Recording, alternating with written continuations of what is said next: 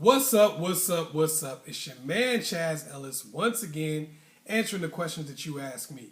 Make sure you go to the askchazzellisproject.com, get a consultation, a quick question, or you can just make a donation to help keep us going.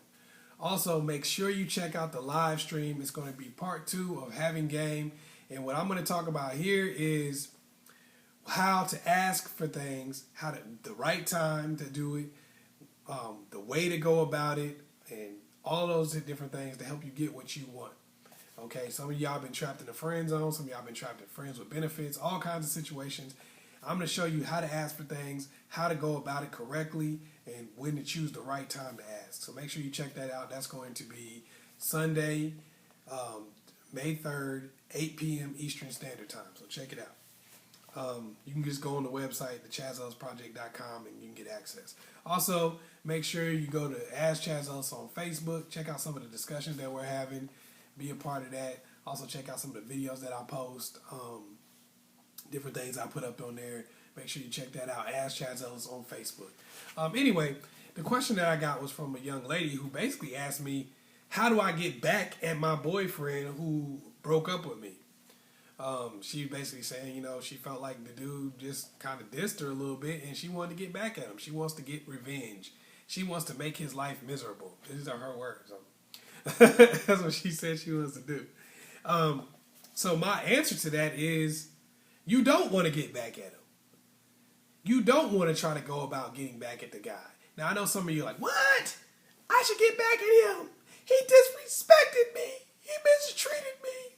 Some of y'all fellas like, yo, I'm getting back at old girl. I'm not letting her get away with this shit. She not going to play me like this. I'm going to tear it apart. I'm going to mess up her whole life. Now, I know some people think like that, but there are several reasons why you don't want to try to get back at somebody else. And I got 3 of them right here. 3 reasons why you don't want to try to get back at your ex is really, number one reason is because the sad part about it is that you may not be thinking about is you're going to actually help them get over you faster.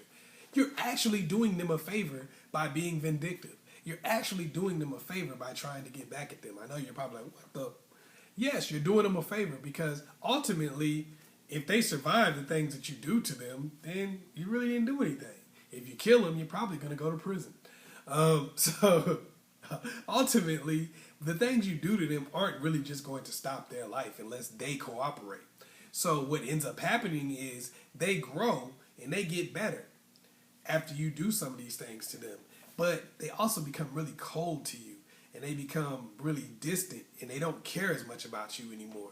They feel like, well, if you're just going to treat me like this, I'm going to have to move on. I'm not even going to worry about you anymore. It's a lot easier for them to do that.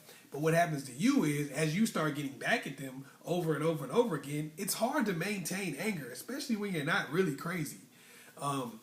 You get back at somebody for like a year, you're not going to still be angry at them anymore. You already got back at them over and over and over again. Eventually, your anger is going to subside. And when it does, you're going to have to deal with the emotions and the feelings that you have for this person.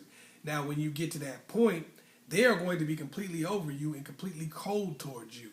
While you're in a situation where you kind of still feel for them. You might even have a really good attraction still there because of the fact that they really haven't done anything to you since they broke up with you. And all you've been doing is negative things to them. So some parts of you probably even feel bad and you're stuck with that now.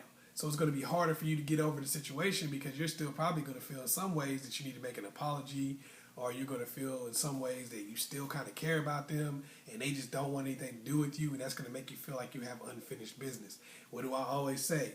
Unfinished business is the leading cause of obsession. So check that out. Make sure that you're not doing things that is giving them the ability to just really move on a lot easier. Number 2 reason why you shouldn't get back at your ex is it really helps them out also because it makes them feel that they haven't lost anything. Even if they kind of did you a little bit wrong, when you go about, just purposely trying to do things to hurt them, what it basically tells them about you is you weren't really that good of a person to begin with.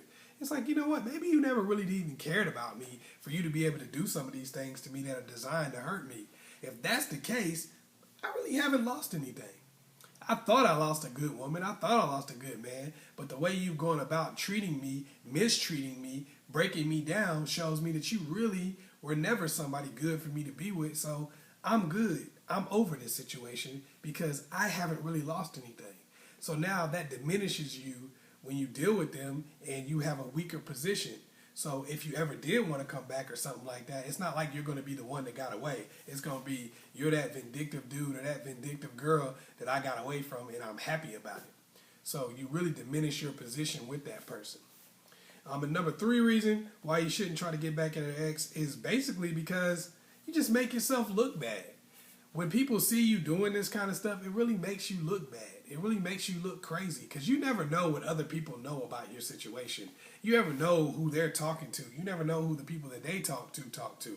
So often you just go around making yourself look bad, making yourself look crazy, and then people who know you, they won't even introduce you to somebody because they're like, well, if they break up, I don't want him doing that crap to her, or I don't want her doing that crap to my friend, you know. I don't want to be, I just want to stay out of that. A lot of times you make it harder for you to move on because you really make yourself look bad. You never know who's watching and who's seeing what you're doing when you go about these things, you know. And my daddy used to always say, whatever you do in the dark comes to the light. You know, he always used to say that. But that's one of those things that you just can't get away with those kind of things, you know, without people starting to know who you are and changing your own behavior and changing the kind of person that you are. Sometimes you go about getting back at somebody else and it just converts the kind of person you are so much so that it really makes it to where every time people meet you, you give off something that you don't even know you're giving off. So I would say it's just not worth it. Hopefully I was able to help you out. Once again, it's your man Chazzellis. Make sure you like and subscribe. Also share this video with somebody else. And check out the askchazzellisproject.com if you want to get more information, if you want to get more detailed, something you don't want to say out loud. Go get that consultation or that quick question. It's your man Chazzellis. Peace.